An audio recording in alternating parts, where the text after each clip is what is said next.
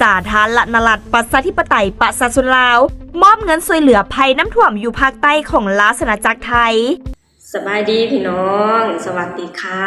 พี่น้องจ๋ามื้อนี้ก็มาพบกับช่องบดอนสาวตุ๊กอีกคือเก่าเด้อ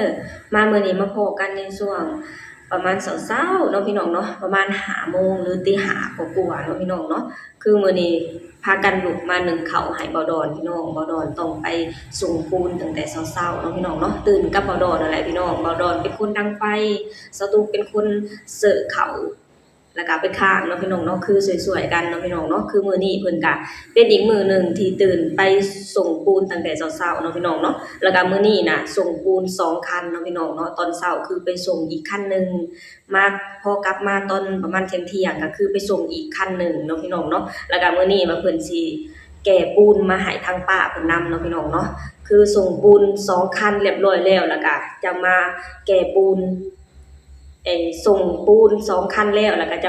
จะปุกแจ๊กแก่ปูนน่ะมาให้ทางป้าอยู่พี่อีกเนาะพี่น้องเนาะคือเบาดอนก็แบบว่าไปเฮ็ดงานแบบรัวๆเลยพี่น้องบ่มีเวลาพักบ่มีเวลาผ่อนเลยเนาะพี่น้องเนาะสตูกเองก็ได้แต่เป็นกำลังใจให้เพิ่นเนาะพี่น้องเนาะขอให้เพิ่นสู้ๆเนาะพี่น้องเนาะเฮาก็คือมาอยู่บ้านก็จะประมาณนี้แหละพี่น้องคอยหาอยู่หากินมันไปเนาะพี่น้องเนาะอันใดที่มีโอกาสก็คือคอยคั่วเอาเนาะพี่น้องเนาะเพราะว่ารถปูนน่ะเป็นช่วงที่เที่ยวหลายเที่ยวน้อยเนาะพี่น้องเนาะคือเดือน12ถึงเดือน6น่ะเที่ยวน่ะจะหลายแน่เนาะพี่น้องเนาะแต่ว่าช่วงเดือน6ไปเขาเจ้าก็จะเริ่มดำนาพอดำนาแล้วก็จะเกี่ยวข้าวเนาะพี่น้องเนาะคือช่วงนั้นน่ะรถปูนบ่ค่อยมีเที่ยวปานใดเนาะพี่น้องเนาะมามีเที่ยวหลายก็ช่วงนี้แหละพี่น้องคือเฮามีโอกาสเฮาก็กอบโกยเอาเนาะพี่น้องเนาะเมื่อยแน่แต่ก็อดทนเอาเนาะพี่น้องเนาะเพื่อการเป็นอยู่ของครอบครัวเนาะพี่น้องเนาะมาพี่น้องมามื้อนี้สาวตุ๊กก็มีเรื่องราวดีๆเนาะพี่น้องเนาะเกี่ยวกับพี่น้องไทยลาวของเฮาอีกแล้วพี่น้องคือสาวตุ๊กน่ะเห็นคลิปนึงเนาะพี่น้องเนาะสาวตุ๊กเห็นแล้วสาวตุ๊กมีความสุขแล้วก็รู้สึกขอบคุณแล้วก็อิ่มเอมหัวใจที่เห็นคลิปนี้พี่น้องคลิปนั้นก็คือคลิปที่ทางประเทศลาวหรือรัฐบาลลาวได้มอบเงินให้กับทางประเทศไทยเพื่อไปช่วยเหลือภาคใต้เนาะพี่น้องเนาะอยู่จังหวัดตากหรือภาคใต้ที่ประสบภัยน้ำท่วมที่ผ่านมาเนาะพี่น้องเนาะซึ่งสตูเห็นแล้วสตูเป็นคนลาวพี่น้องสตูดีใจแล้วก็มีความสุขเนาะพี่น้องเนาะที่เห็นทางรัฐบาลน่ะสามัคคีกันช่วยเหลือซึ่งกันและกันเนาะพี่น้องเนาะคือที่ผ่านมาก็ทางประชาชนระหว่างประชาชนไทยและประชาชนลาวนะพี่น้องก็ช่วยเหลือกันมาโดยตลอดเนาะพี่น้องเนาะคือจังที่ผ่านมาที่น้ำท่วมอยู่ที่ภาคใต้ของประเทศไทยก็มีทางประชาชนน่ะช่วยร่วมมือร่วมใจกันระดมเงินเนาะพี่น้องเนาะไปช่วยเหลือภาคใต้ครั้งหนึ่งแล้วเนาะพี่น้องเนาะครั้งนั้นสตุกก็ดีใจแล้วเนาะพี่น้องเนาะที่เห็นทางประชาชนน่ะหักแพงกันเนาะแล้วมาครั้งนี้พี่น้องเห็นทางรัฐบาลช่วยเหลือกันเนาะพี่น้องเนาะสตุกเห็นแล้วสตุกมีความสุขแล้วก็อิ่มเอมหัวใจเนาะพี่น้องเนาะมาพี่น้องเดี๋ยวเฮามาชมคลิปนี้ไปนำกันเลยเนาะพี่น้องเนาะเป็นคลิปที่ทางรัฐบาลลาวน่ะได้มอบเงินให้กับทางรัฐบาลไทยเนาะพี่น้องเนาะและหนึ่งในนั้นเพิ่นก็ได้ปรึกษาหารือกันเกี่ยวกับเวียกงานที่เพิ่นได้เฮ็ดร่วมกันนั่นแหละพี่น้องโดยเฉพาะคือเว้าถึงว่ามิตรภาพไทยลาวแห่งที่5อยู่ที่บึงกาฬเนาะพี่น้องเนาะมาพี่น้องเดี๋ยวเฮามาชมคลิปนี้ไปนำกันเลยเนาะพี่น้องเนาะสาธารณรัฐประชาธิปไตยประชาชนลาวมอบเงินช่วยเหลือภัยน้ำท่วมอยู่ภาคใต้ของราชอาณาจักรไทยวันที่15ธันวาคม2025ที่กระทรวงการต่างประเทศท่านนางฟองสมุทรอัลลาวันรองรัฐมนตรีกระทรวงการต่างประเทศได้ต้อนรับการเข้าเยี่ยมคำนับของท่านนางจิรัสยาพิลานนท์อุปทูตชั่วคราวแห่งราชอาณาจักรไทยประจำสาธารณรัฐประชาธิปไตยประชาชนลาวท่านรองรัฐมนตรีฟองสมุทรอัลลาวันได้แสดงความยินดีต้อนรับท่านอุปทูตและคณะพร้อมทั้งได้แสดงความเห็นอกเห็นใจอย่างสุดซึ้งต่อเหตุอุทกภัยน้ำท่วมอยู่9แขวงภาคใต้ของราชอาณาจักรไทยในท้ายเดือนพฤศจิกายน2025ที่ผ่านมาซึ่งได้สร้างความเสียหายอย่างหนักหน่วงต่อชีวิตและทรัพย์สินของประชาชนเป็นวงกว้างต่อการสูญเสียดังกล่าวสาธารณรัฐประชาธิปไตยประชาชนลาวในฐานะประเทศเพื่อนบ้านใกล้เคียงที่มีความผูกพันทางด้านญาติพี่น้องและเป็นคู่ร่วมยุทธศาสตร์เพื่อการเจริญเติบโตและการพัฒนาแบบยืนยงรัฐบาลและประชาชนแห่งสาธารณรัฐประชาธิปไตยประชาชนลาว จึงได้ประกอบส่วนเงินช่วยเหลือจำนวน 200,000 ดอลลาร์สหรัฐให้แก่รัฐบาลแห่งราชอาณาจักรไทยโดยเฉพาะครอบครัวผู้ที่ได้รับผลกระทบต่อเหตุอุทกภัยในครั้งนี้ต่างหน้าฝ่ายลาวมอบเงินจำนวนดังกล่าวโดยทานฟองสมุทรอัลลาวันรองรัฐมนตรีกระทรวงการต่างประเทศแห่งสาธารณรัฐประชาธิปไตยประชาชนลาวและต่างหน้าฝ่ายไทยรับโดยทานนางจินลัษยาพีลานนท์อุปทูตชั่วคราวแห่งราชอาณาจักรไทยประจำสาธารณรัฐประชาธิปไตยประชาชนลาวนอกจากนี้การนำของสาธารณรัฐประชาธิปไตยประชาชนลาวก็ได้ส่งสารแสดงความเห็นใจถึงการนำของราชอาณาจักรไทยใน3ระดับ2ฝ่ายยังได้ปรึกษาหารือเกี่ยวกับพิธีเปิดน้ำใส้ขวดมิตรภาพลาวไทยแห่งที่5ระหว่างบริคำไซหาบึงการอย่างเป็นทางการในวันที่25ธันวาคม2025นี้ซึ่งเป็นหนึ่งในโครงการร่วมมือที่เป็นสัญลักษณ์แห่งมิตรภาพและการร่วมมืออันดีงามระหว่าง2ประเทศก็คือการเฉลิมฉลองวันสร้างตั้งสายพัวพันทางการทูตระหว่างสาธารณรัฐประชาธิปไตยประชาชนลาวและราชอาณาจักรไทยครบรอบ75 ปีในเดือนธันวาคม2025ทั้งประกอบส่วนช่วยอำนวยความสะดวกให้แก่การไปมาหาสู่ของประชาชนการเชื่อมโยงเชื่อมจอดระหว่าง2ประเทศเข้ากับภาคพื้นตามแล้วเศรษฐกิจตะวันออกตะวันตกก็คือเฮ็ดคมนาคมขนส่งการค้าการท่องเที่ยวระหว่าง2ประเทศมีความสะดวกและว่องไวยิ่งขึ้นเพื่อนำเอาผลประโยชน์สูงสุดมาสู่ประชาชน2ชาติลาวและไทยในขณะเดียวกันทานนางจินลัษยาพีลานนท์ก็ได้แสดงความขอบใจเป็นอย่างยิ่งต่อรัฐบาลและประชาชนลาวที่ได้ประกอบส่วนช่วยเหลือและจะนำใช้เงินจำนวนดังกล่าวให้เกิดประโยชน์สูงสุดแก่ผู้ที่ได้ประสบเคราะห์ร้ายในเหตุอุทกภัยในครั้งนี้เพื่อฟื้นฟูจิตใจและชีวิตการเป็นอยู่ของเขาเจ้าให้กลับคืนมาสู่สภาพปกติโดยไวก็จะเป็นประมาณนี้เนาะพี่น้องเนาะคือสถานทูตระหว่าง2ประเทศเนาะพี่น้องเนาะเพิ่นได้เดินทางมาหากันคือประเทศลาวเดินทางไปหาสถานทูตแห่งประเทศไทยเนาะพี่น้องเนาะมอบเงินให้200,000 ดอลลาร์สหรัฐเนาะพี่น้องเนาะถ้าหากว่าคิดเป็นเงินไทยก็ประมาณ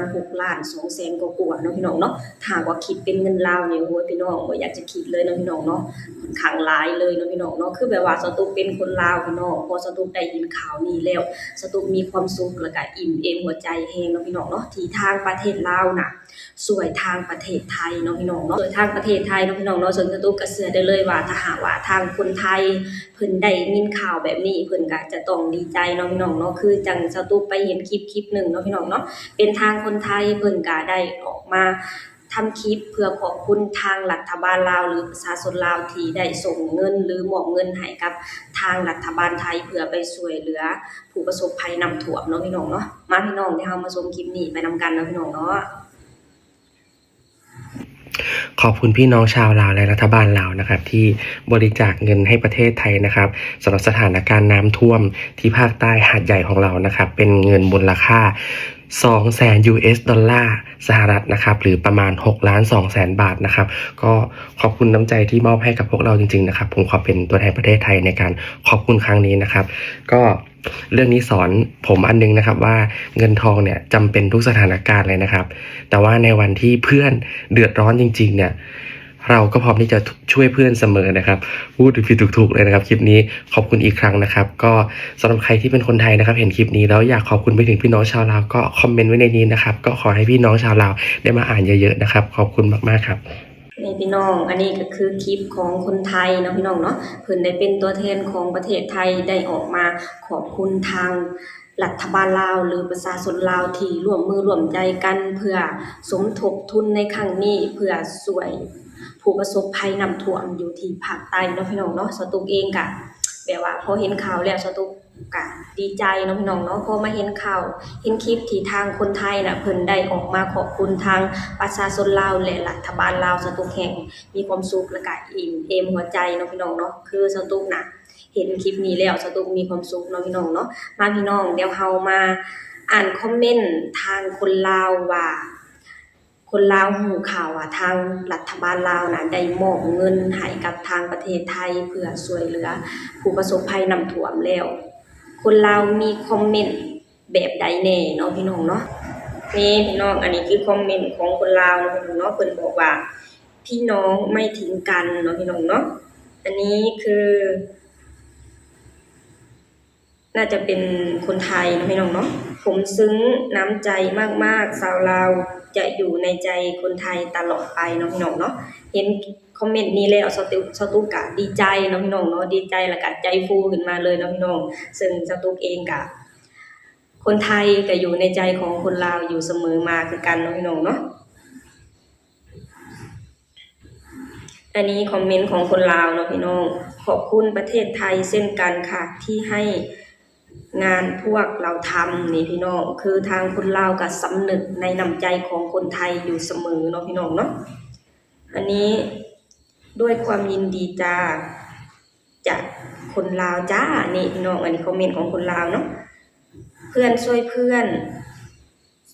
ช่วยเพื่อนลาวไทยเพื่อนกันครับอันนี้คอมเมนต์ลาวเนาะพี่น้องลาวไทยหักกันช่วยเหลือซึ่งกันและกันนี่ก็มีคอมเมนต์ที่แบบดีๆทั้งนั้นเลยเนาะพี่น้องเนาะเวลาลาวมีปัญหาคนไทยก็ช่วยลาวเสมอ